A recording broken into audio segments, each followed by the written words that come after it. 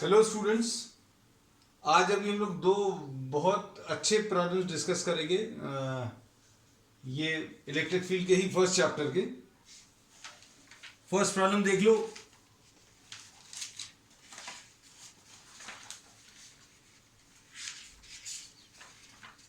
Screenshot लेकर बाद में आप इसको कॉपी कर लेना।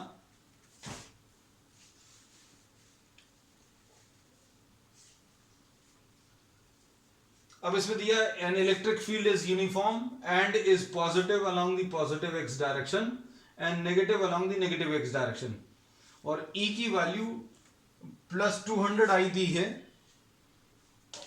फॉर x ग्रेटर देन 0 और E की वैल्यू माइनस 200 आई दी है फॉर x स्मॉलर देन 0।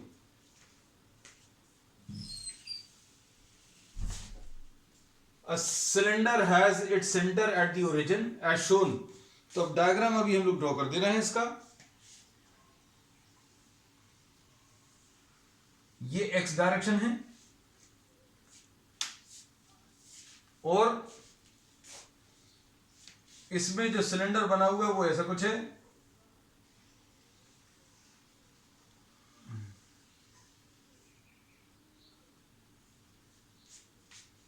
ठीक, अब इसके बाद क्या दिया है,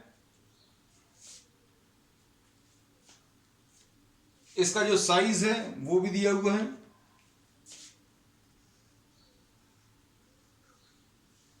ट्वेंटी सेंटीमीटर और रेडियस इसका 5 दिया है, रेडियस 5। तो ये सारी चीज, what is the net flux through each face, the flux through the sides of the cylinder, ये साइड्स पर कितना है, और the net flux and the net charge in the cylinder. देखने में थोड़ा सा टफ सा है लेकिन बहुत इजी प्रॉब्लम है। इन्होंने बोला है E is equal to 200i for x greater than 0। ये x एक्सिस, ये y axis. x greater than 0 का मतलब क्या है, जहां पर x पॉजिटिव है। x पॉजिटिव कहां पर है, ऑन द राइट साइड। तो अब हम लोग इसके लिए बोलेंगे x will be greater than 0 on the right side of the origin. x smaller than 0 इतने हिस्से के लिए x ग्रेटर देन 0 और इस तरफ के लिए x स्मॉलर देन 0। ये दो चीजें दी हुई हैं।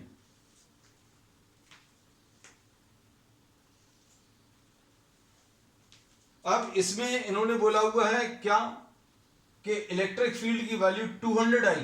200i मतलब 200i का मतलब क्या है, 200 तो वैल्यू है और ये डायरेक्शन दे देगा। तो इलेक्ट्रिक फील्ड ऐसी है, यूनिफॉर्म है, और इस इलेक्ट्रिक फील्ड की वैल्यू 200 है। आई अब हम लोग चाहें तो लिखें और चाहें तो छोड़ सकते हैं इसको, क्योंकि अब हमने डायरेक्शन बना लिया, आई वाला डायरेक्शन मतलब टुवर्ड्स द राइट साइड। फिर उसके बाद क्या बोला है, x smaller than 0। x smaller than 0 मतलब लेफ्ट साइड। लेफ्ट साइड में माइनस 200i। माइनस 200i मतलब आई का जो नेगेटिव डायरेक्शन है, आई का नेगेटिव डायरेक्शन यानी ये। तो इलेक्ट्रिक फील्ड की वैल्यू दोनों तरफ, इलेक्ट्रिक फील्ड की वैल्यू राइट साइड में भी और लेफ्ट साइड में, दोनों तरफ 200 है। अच्छे से समझ लो।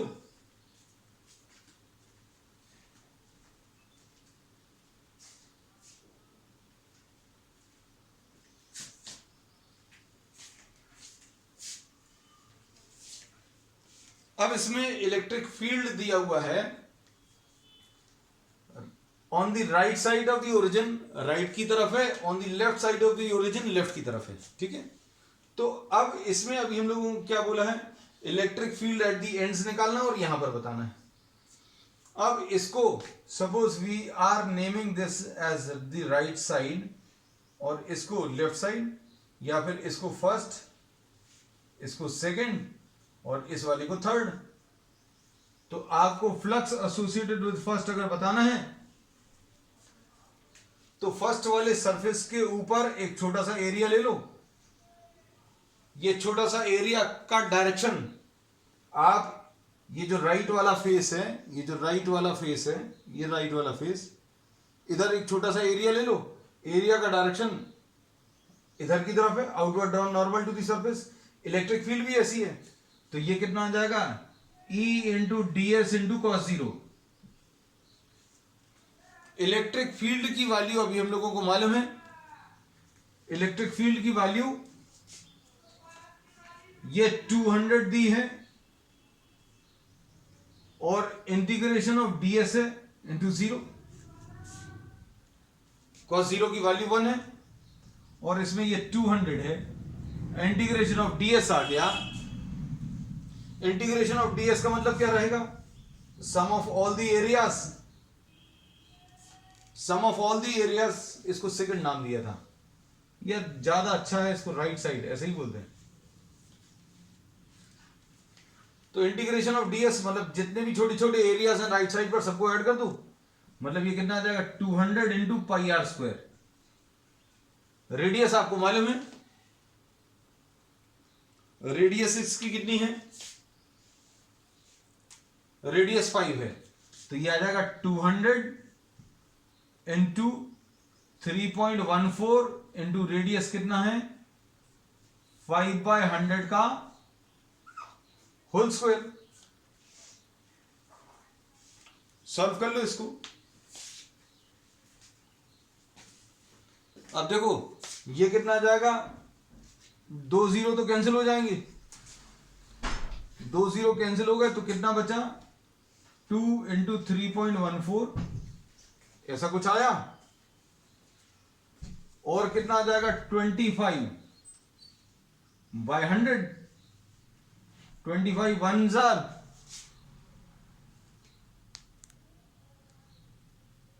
और 25 4 टाइम्स कैंसिल होगा, 2 टाइम्स कैंसिल होगा, मतलब 3.14 डिवाइडेड बाय 2 आएगा। आप खुद सॉल्व कर देख लो, अगर ऐसा लगता है बहुत छोटा लिखा हुआ है, you are not able to see, इतने कैलकुलेशन तो अभी हमने आपको बताई दी है। पाई आर स्क्वायर, पाई लिखा हुआ है, रेडियस की वैल्यू 5 है तो 5/100।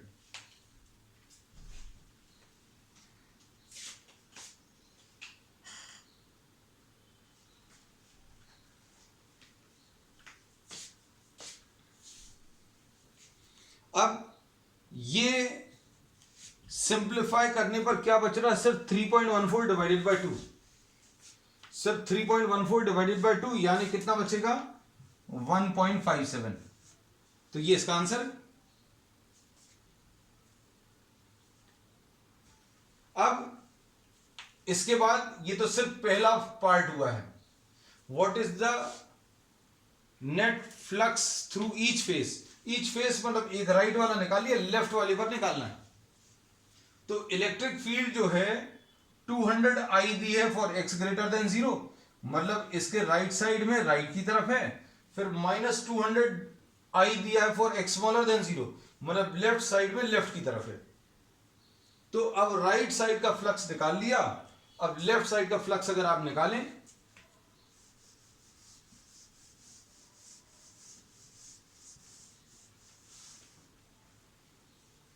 तो कितना आ जाएगा, flux will be equal to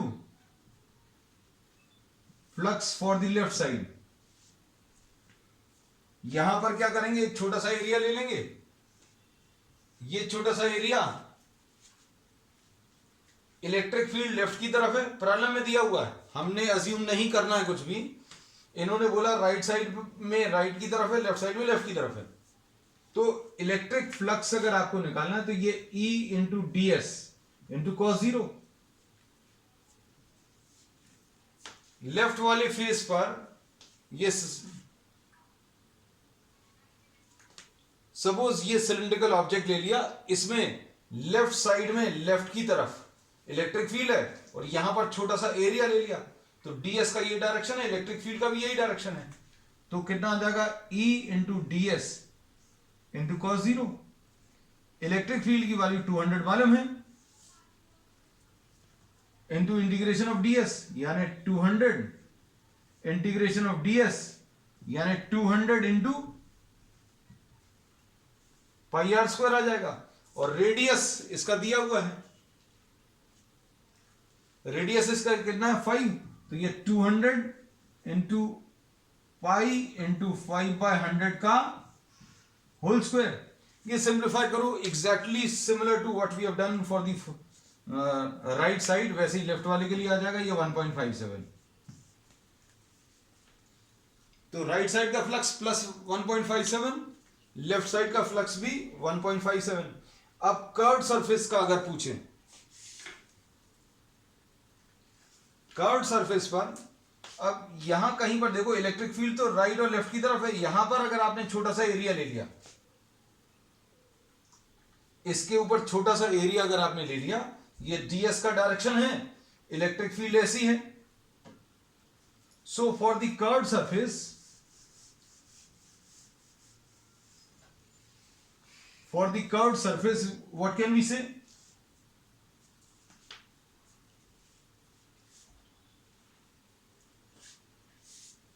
अब इसमें कर्व्ड सरफेस के लिए थीटा की वैल्यू कितनी, 90 डिग्री से, तो कितना आ जाएगा, flux will be equal to E into D S into cos 90। अब ये चाहे लेफ्ट साइड ले लो चाहे राइट साइड, थीटा की वैल्यू 90 आएगी, और थीटा की वैल्यू 90 है तो ये 0 आ जाएगा। मतलब इसके राइट साइड में फ्लक्स 0, सॉरी राइट साइड में 1.57, लेफ्ट साइड में 1.57, कर्व्ड सरफेस पर 0 आ गई। तो अब इसमें कौन कौन से पार्ट्स हो गए, फर्स्ट और सेकंड पार्ट हो गया। नेट फ्लक्स पूछा है, तो net flux will be equal to flux on the left side plus flux on the right side plus flux on the curved surface. ये 1.57 है प्लस 1.57 है और ये 0 है, वैल्यू सब्स्टिट्यूट कर लो, सिंप्लीफाई करो, तो ये 3.14 आ जाएगा।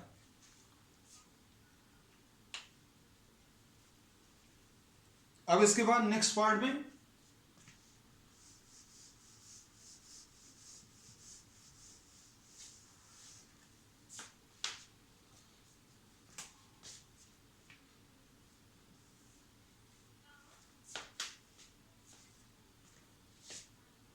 Net charge in the cylinder.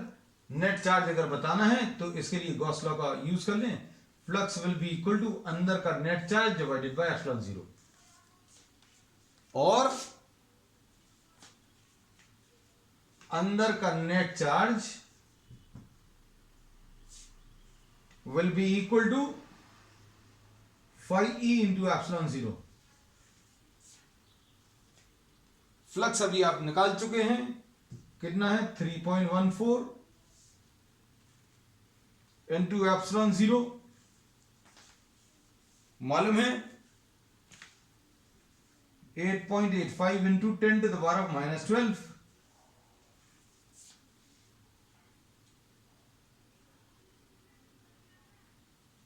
या फिर ऐसा भी कर सकते हैं, हमें 4 पाई से अगर ऊपर मल्टीप्लाई करते हैं नीचे भी,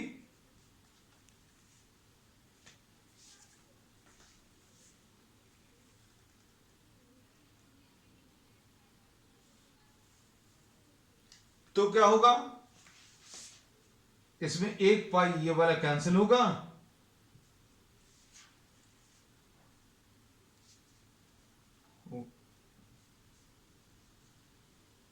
1/4 बचा है, और नीचे किससे डिवाइड हो जाएगा, 9 into 10 to the power of 9।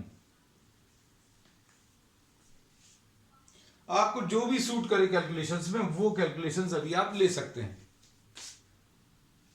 ठीक है।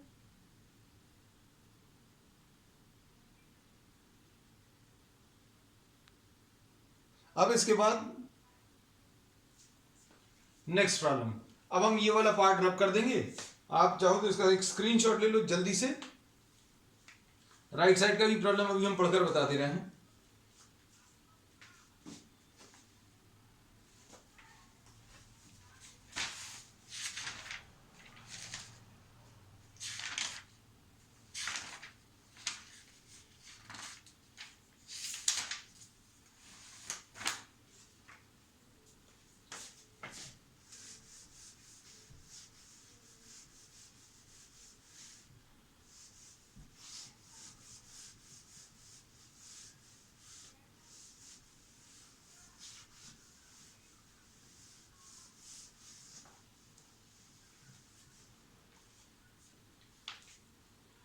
अब नेक्स्ट प्रॉब्लम में क्या दिया हुआ, an early model of an atom has a positively charge point nucleus. ये देखो जो काम की चीज है उसको अभी हम मार्क करते जाएंगे, positively charge point nucleus.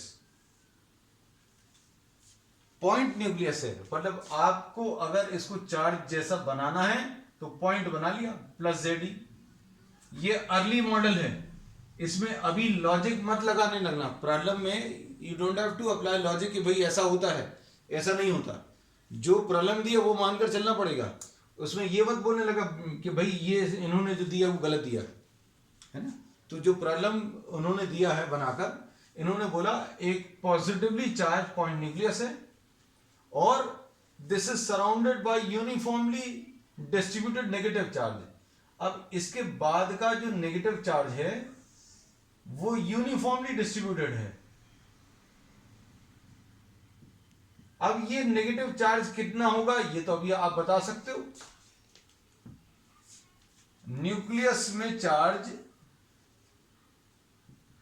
Plus Z ई है तो यूनिफॉर्मली डिस्ट्रीब्यूटेड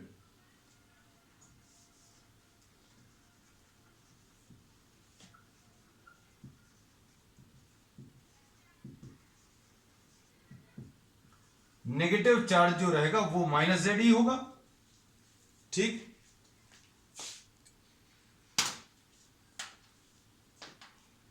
अब इसके बाद क्या पूछा, ये कितने रेडियस तक डिस्ट्रीब्यूटेड है ये दिया हुआ। This is distributed up to a radius capital R. Atom is electrically neutral, what is the electric field at a distance R. अब आपको यहां से सेंटर से आर डिस्टेंस पर इलेक्ट्रिक फील्ड बताना है। तो सेंटर से आर डिस्टेंस पर अगर आपको इलेक्ट्रिक फील्ड बताना है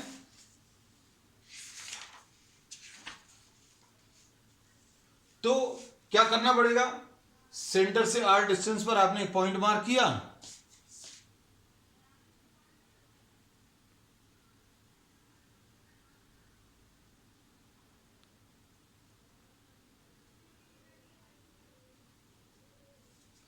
सेंटर से आर डिस्टेंस पर आपने एक पॉइंट मार्क कर लिया और इस पॉइंट से पास होता हुआ एक गॉसियन सरफेस ले लें।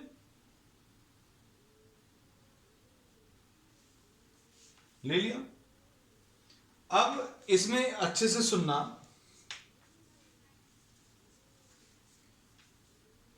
कि इसके अंदर, इस गॉसियन सरफेस के अंदर जो चार्ज आएगा वो पॉजिटिव आएगा कि नेगेटिव आएगा। देखो बहुत सिंपल सी चीज है, सेंटर पर प्लस जेड ई है और इस पूरे में जो चार्ज है, इस पूरे में जो चार्ज है वो माइनस जेड ई है। तो पूरे का चार्ज माइनस जेड ई और ये वाला प्लस जेड ई दोनों एक दूसरे को कैंसिल कर देंगे। लेकिन अगर आपने ये थोड़ा सा हिस्सा कम ले लिया, आप इतने का नेगेटिव चार्ज अगर ले रहे हो तो माइनस जेड ई नहीं रहेगा, थोड़ा सा कम रहेगा। मतलब कौन सा चार्ज ज्यादा रहेगा, पूरे के लिए प्लस जेड ई और माइनस जेड ई दोनों बराबर थे, लेकिन जब थोड़ा सा हिस्सा लिया आपने तो पॉजिटिव चार्ज तो पूरा आ गया लेकिन नेगेटिव चार्ज कुछ छूट गया। अब नेगेटिव चार्ज कम हो गया मतलब क्या है, आपके पास पॉजिटिव चार्ज ज्यादा हो जाएगा। अब ये चीज मान लो नहीं भी समझ में आई तो कोई दिक्कत नहीं है, अभी अपन लोग कैलकुलेशंस करेंगे उससे क्लियर पता चल जाएगा। अब हम लोग इसमें क्या बोल रहे हैं, negative charge density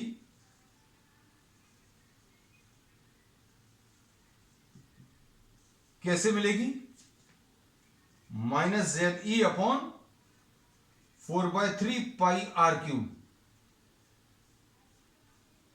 capital R आएगा।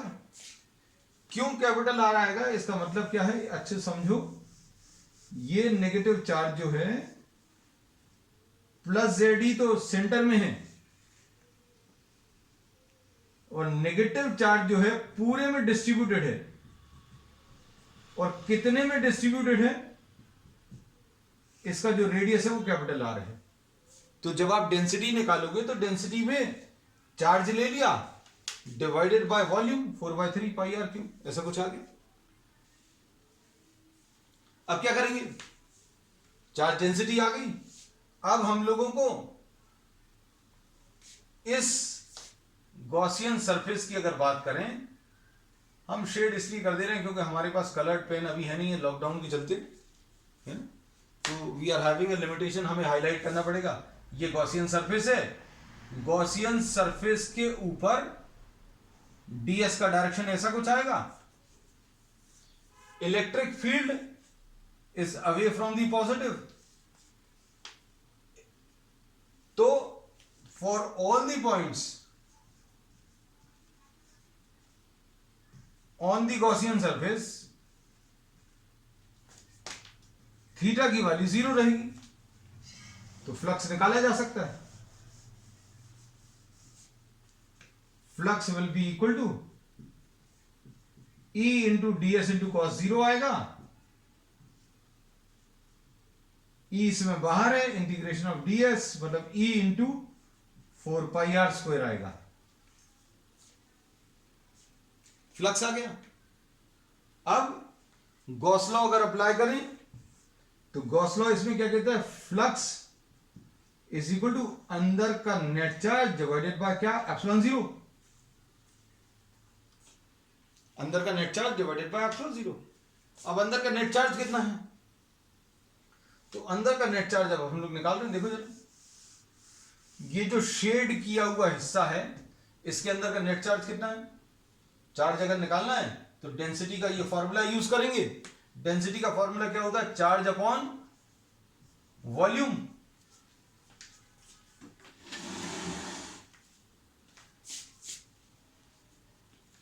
तो चार्ज कैसे मिलेगा, charge will be equal to rho into volume.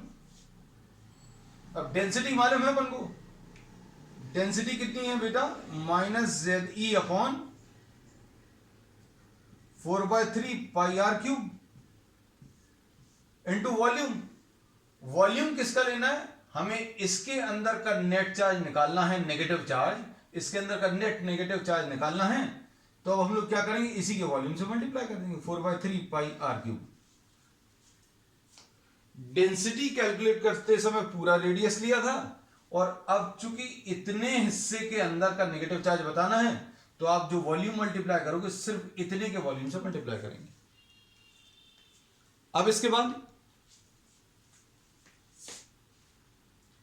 Net charge अगर आपको बताना है तो नेगेटिव चार्ज तो मिल गया, कितना है, -ZE into r³ upon capital R³। और नेट चार्ज अगर आपको बताना है तो पॉजिटिव चार्ज भी लेना है, +ZE, और ये negative charge -ZE r³ upon R³। ZE इसमें कॉमन ले लिया,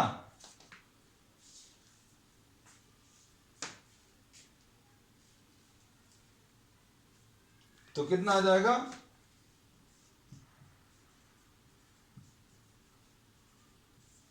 ऐसा कुछ। अब ये गॉस लॉ अगर अभी हम लोग अप्लाई करें तो इलेक्ट्रिक फील्ड की वैल्यू मिल जाएगी।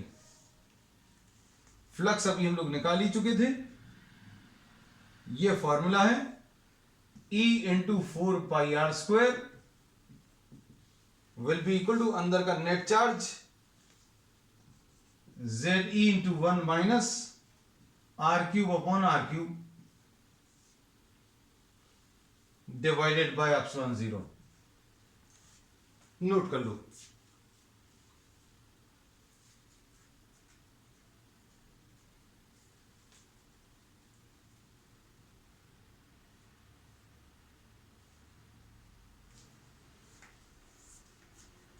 कितना आ जाएगा, E की value ZE upon 4πε0 r², ZE लिख लिया, 4πε0 r² लिख लिया, 1 minus r³ upon capital R³, ऐसा कुछ आएगा। और इस 1 अपॉन r² को अगर आप अंदर मल्टीप्लाई कर लो तो कितना आ जाएगा, ZE upon 4πε0 1 upon r² minus r upon R³।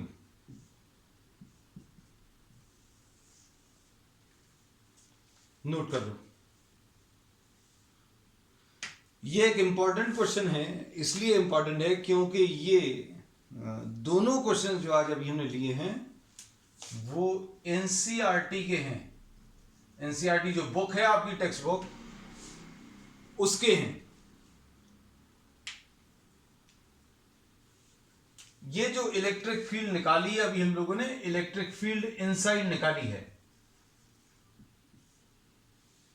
अंदर में इलेक्ट्रिक फील्ड निकाली है। अब हम लोग इसमें इलेक्ट्रिक फील्ड जो निकालेंगे वो बाहर वाली इलेक्ट्रिक फील्ड कैलकुलेट करेंगे अब नेक्स्ट। ठीक है, इतना नोट कर लो, फिर नेक्स्ट ले ले रहे हैं। इसकी अभी 2-3 दिन और क्लास लेंगे एनसीईआरटी की। अब हम कोशिश करेंगे अनसॉल्व पूरे डिस्कस करें 1-2 दिन के अंदर। Will try to wind up everything, will be just giving you hints, calculations आपके लिए छोड़ेंगे, क्योंकि अब हम लोग इसके बाद नेक्स्ट चैप्टर स्टार्ट करेंगे 2 दिन के अंदर। अब इसमें इलेक्ट्रिक फील्ड अगर आउटसाइड बतानी है तो देखो, ये प्लस जेड तो सेंटर पर है, ये बता ही चुके हैं। इसके चारों तरफ नेगेटिव चार्ज है। अब हमें आर डिस्टेंस पर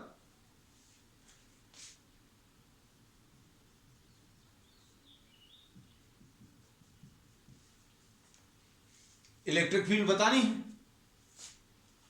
तो ये इलेक्ट्रिक फील्ड निकालने का बहुत सिंपल सा तरीका है।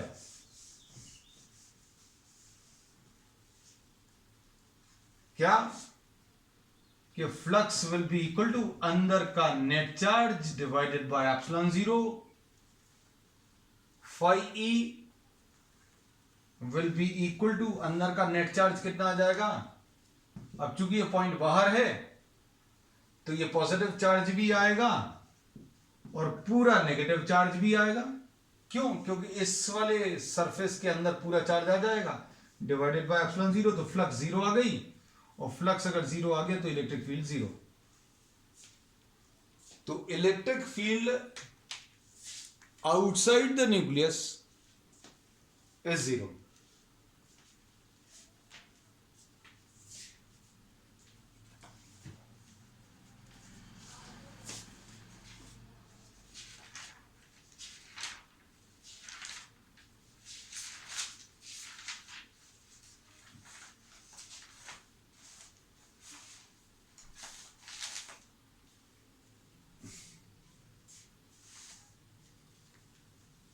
Next question,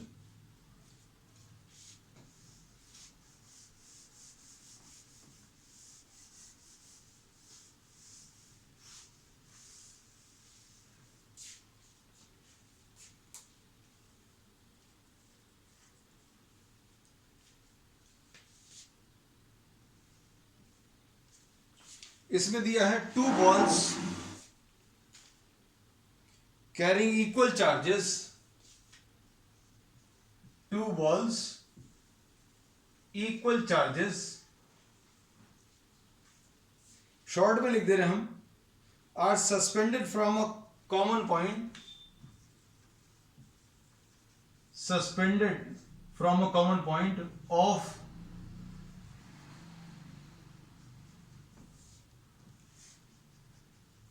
suspended with a string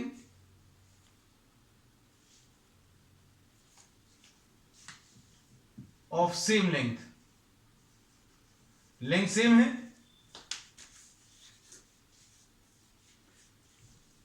और जो इनका इक्विलिब्रियम सेपरेशन है, separation between the balls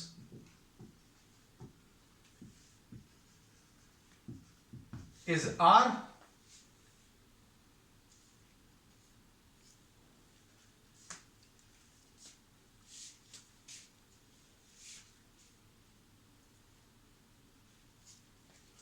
now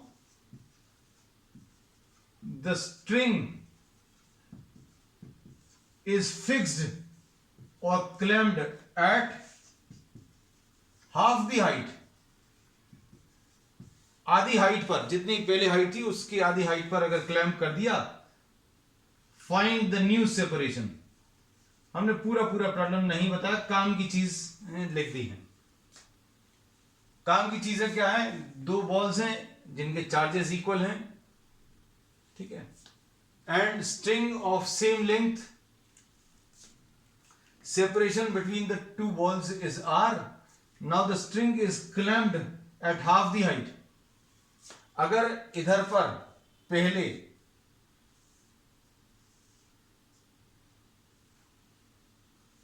अच्छे सुनना, ये हाइट अगर h थी तो इन्होंने क्या किया है, धागे की लेंथ चेंज नहीं करी, धागे की लेंथ उतनी ही है। अब क्या किया, ये जो पॉइंट है इसको, ये h ऊपर अगर आपने इसको बांधा हुआ था, अब आपने क्या किया, यहां कहीं पर, अब कैसे बांधा, किस चीज से क्या किया, तरीका क्या हो सकता है, एक लकड़ी की स्टिक ले ली, h हाइट की थी, और यहां पर, यहां से जो बॉल्स का लेवल है उससे h हाइट पर ये पॉइंट पर बंधा हुआ था। अब क्या किया, इसको पहले से आधी हाइट पर फिक्स कर दिया। अब लेंथ ऑफ द स्ट्रिंग तो सेम है,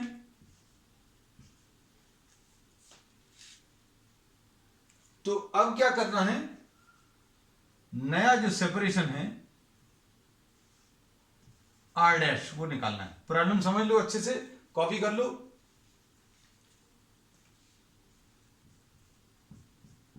डायग्राम नोट कर लो तो सारी चीजें क्लियर हो जाएगी, मतलब प्रॉब्लम नहीं लिखना पड़ेगा।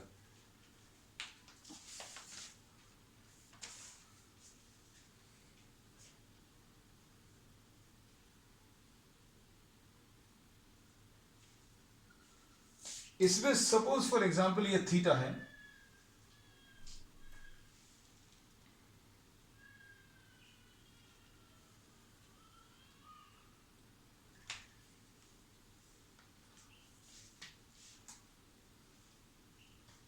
अब ये चीज अभी हम लोग पहले भी कई प्रॉब्लम्स में डिस्कस कर चुके हैं कि अगर इनके पास इक्वल अमाउंट ऑफ चार्ज है, if these are carrying equal amount of charges, then these will be repelling each other, ये एक दूसरे को रिपेल करेंगी विद सम फोर्स। और नीचे की तरफ क्या काम करेगा, mg काम करेगा। ये थीटा है, we have discussed this trick in many problems, ये भी थीटा आएगा।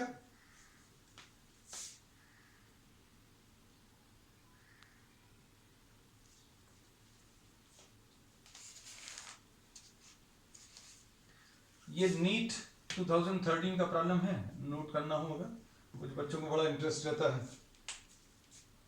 क्यों कर रहे हैं अपन। तो अब इसमें देखो हम लोग क्या लिख सकते हैं, ये अब हम रब कर दे रहे हैं प्रॉब्लम, क्योंकि प्रॉब्लम क्लियर हो गया। इन्होंने बोला length of the string change नहीं किया, लेकिन जहां से बांधा था, जितनी हाइट से बांधा था उसकी आधे हाइट पर अगर बांधेंगे तो क्या होगा।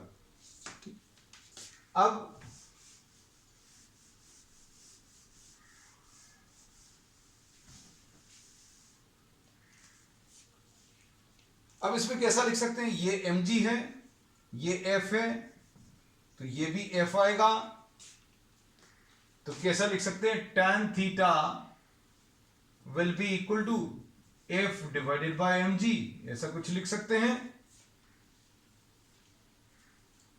और इसको अभी हम लोग क्या लिख सकते हैं, tan थीटा को, ये r/2 आ जाएगा और अपॉन h आ जाएगा, परपेंडिकुलर डिवाइडेड बाय बेस, ये भी लिख लिया। f की वैल्यू कितनी आ जाएगी, f will be equal to, दोनों के चार्जेस सेम हैं, दोनों के चार्जेस सेम है, मतलब q1 into q2 upon 4 pi epsilon 0 r square, q1 into q2 upon 4 pi epsilon 0 r square, और नीचे क्या है, ये mg है, और यहां पर ये r अपॉन 2h, ऐसा कुछ है। अब हमें जो रिलेशन चाहिए है, हम इसको रब कर दे रहे हैं। अच्छा, जरूरत ना पड़े, चलो अच्छा नहीं रब करते। अब इसमें अगर अभी हम लोग देखें तो R cube divided by H, ये आर क्यूब है अपॉन एच, कितना आ जाएगा आर क्यूब अपॉन एच? अगर आप लिखें R cube upon H will be equal to 2q² आएगा ऊपर, ठीक, अपॉन नीचे क्या आ जाएगा 4πε0 और mg। अब देखो राइट साइड की चीजें, हम लोग ऐसे टाइप के प्रॉब्लम्स में क्या करते हैं,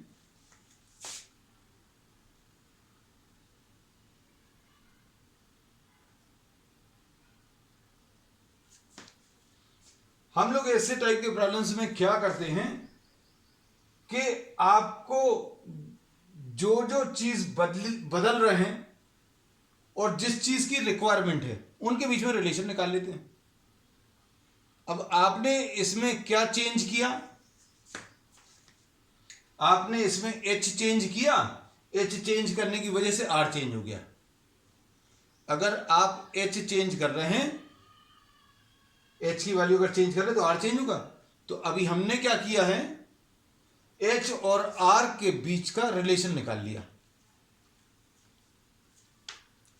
we have found out the relation between what, h and r।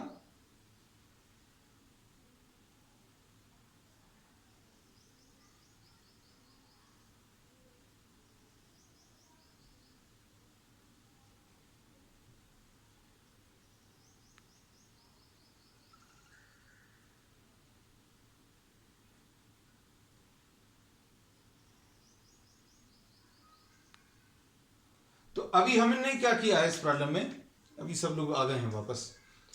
इसमें अभी हम लोगों ने क्या किया, आपको यह दिया हुआ था कि h अगर बदल देंगे तो r कितना चेंज हो जाएगा या कितना r आएगा ये बताना है। तो अभी हमने इस रिलेशन में r और h के बीच का रिलेशन निकाल लिया और r और h को एक तरफ करके दूसरी तरफ की क्वांटिटीज को देखा कि भैया दूसरी तरफ की क्वांटिटीज में कोई चेंज आया क्या। अगर हमने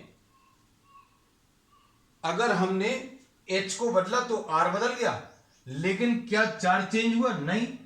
m चेंज हुआ, g चेंज हुआ? कुछ चेंज नहीं हुआ। मतलब अभी हम लोग क्या बोलेंगे, रिलेशन जो आ गया वो r³ प्रोपोर्शनल टू h आया। r³ प्रोपोर्शनल टू h का मतलब क्या होता है, r³ प्रोपोर्शनल टू h का मतलब है r1³ upon r2³ is equal to h1 upon h2, ऐसा कुछ आएगा। r1 कितना है, r है, r2³ r डैश है, h1 h है पहला, और दूसरा कितना है h/2। इसमें h और h कट जाएगा, ये 2 आ जाएगा। तो r dash cube will be equal to r³ divided by 2। तो r dash will be equal to, अगर आपको निकालना है तो क्यूब रूट लेना पड़ेगा, मतलब दोनों तरफ टू द पावर ऑफ 1/3 लगाना पड़ेगा। इसके ऊपर भी 1/3, इसके ऊपर भी 1/3 और इसके ऊपर भी 1/3। तो इधर तो r आ जाएगा और इधर 2 टू द पावर ऑफ 1/3। तो ये इसका आंसर आ जाएगा। That's all for today.